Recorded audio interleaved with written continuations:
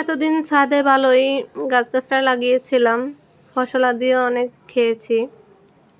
আমার আগের ভিডিওগুলোতে আপনারা কম বেশি দেখেছেন, যারা আমার ভিডিও ফলো করেন এবং দেখেন। তো এই যে দেখতে পাচ্ছেন বরবটি হয়েছে, টমেটো হয়েছে। টমেটো মাশাআল্লাহ আলহামদুলিল্লাহ প্রায় 10-15 কেজি, আরও বেশিও হতে পারে, এরকম খেয়েছি। তারপরে এই যে লাউ যাই হয়েছে, এটা হচ্ছে চোখের শান্তি এবং মনের শান্তি। লাগিয়েছি আলহামদুলিল্লাহ যতটুকুই হয়েছে। তো এতটুকুর মধ্যে আবার মানুষের নজর লেগে গিয়েছে। আমি একাই ছাদে উঠি, বাড়িওয়ালাদের সাথে কিসের এত ঘনিষ্ঠতা আমার, এটা নিয়ে সবার চিন্তা আর কি। তো কি আর করার, অন্যান্য ভাড়াটিয়ারা তো রাস্তাঘাটে হাঁটা চলা করে বা অন্য কোথাও যায়, কিন্তু আমি তো আর ওটা করি না। আমার মানে পর্দার ভিতরে যতটুকু থাকা সম্ভব অতটুকু থাকি। তারপরে হচ্ছে মাঝে মধ্যে হচ্ছে আমি বাড়িওয়ালাদের বাসায় যাই।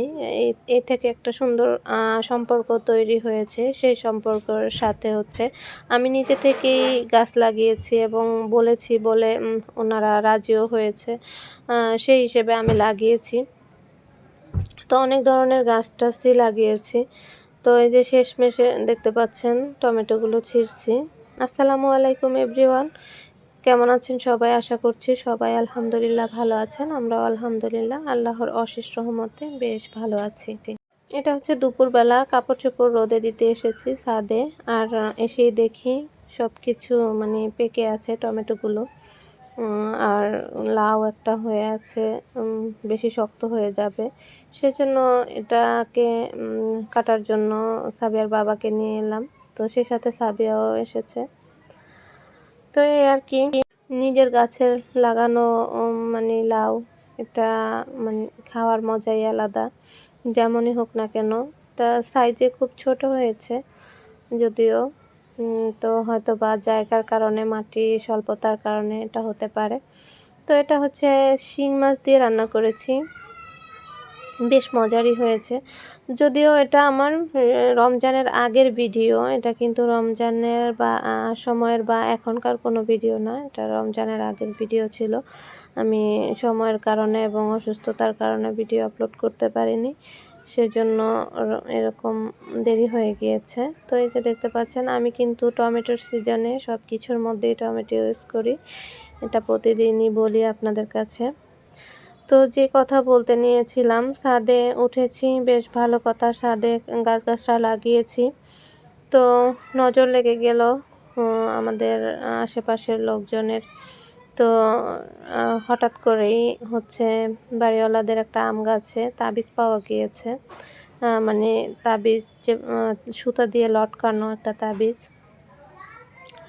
তো কেন করেছে, লাগিয়েছে বা কে কাহারা জানি না, তবে এটা করা একদমই ঠিক হয়নি। কার জন্য করেছে সেটাও জানতে পারিনি। তো যাই হোক, যেভাবেই হোক, কোনো কারণে তো করেছে।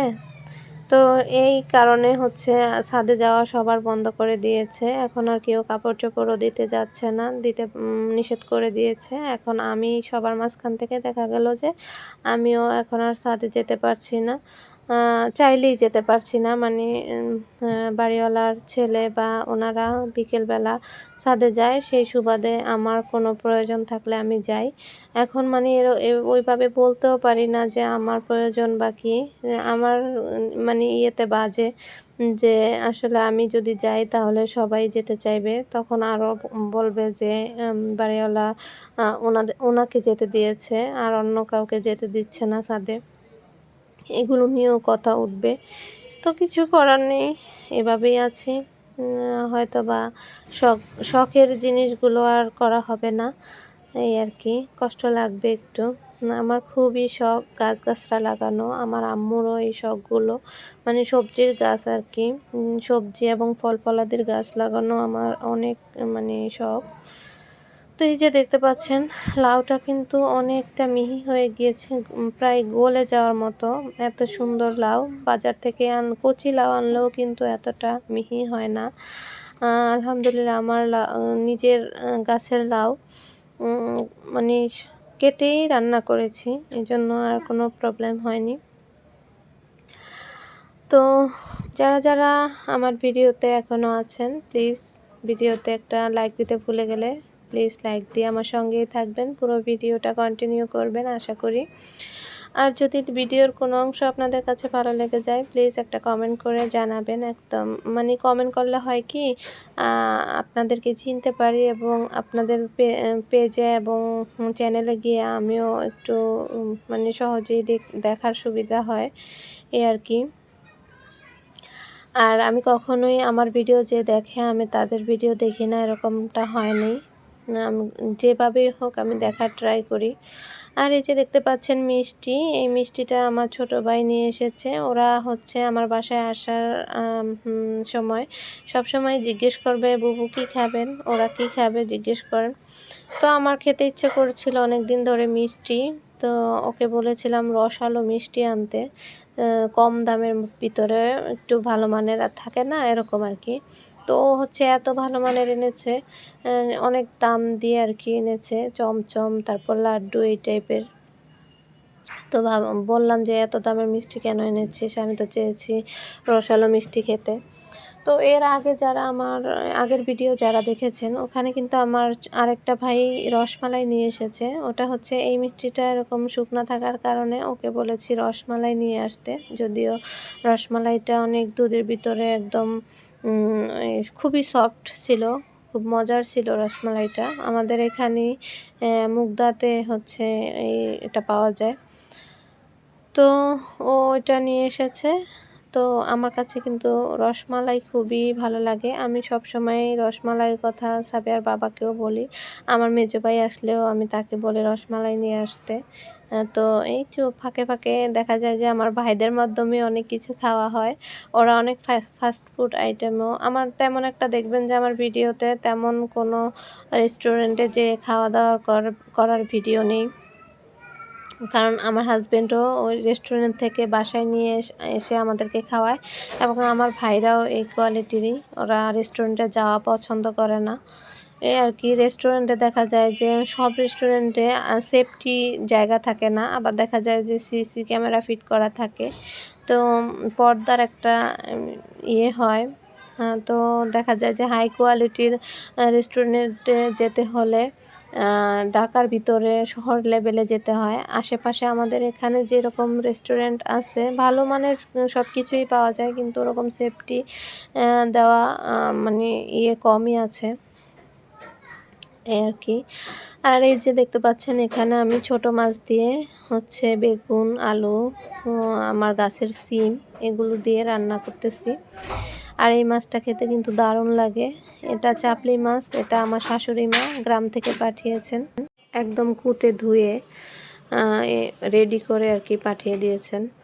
তো আগে আমার আম্মু অনেক কিছুই পাঠাতেন, এখন তো আম্মু চলে এসেছে ঢাকাতে, ঘর বাড়ি একদম বিক্রি করে। তো এখন আর চাইলেও দেশের সব কিছু খেতে পারবো না, হয়তো বা শাশুড়ি মা কোনো কিছু দিলে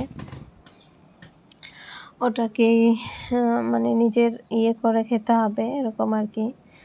তো যাই হোক, আমার মাছ রান্নাটা প্রায় কমপ্লিট, মানে ছোটো মাছ রান্না।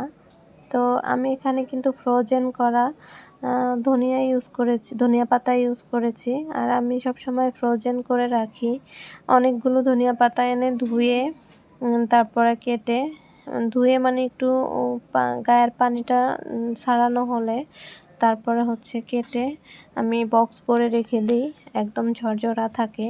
আর এটা আমি যখন ইউজ করি সাথে সাথে ইউজ করে আবার ফ্রিজে রেখে দিই।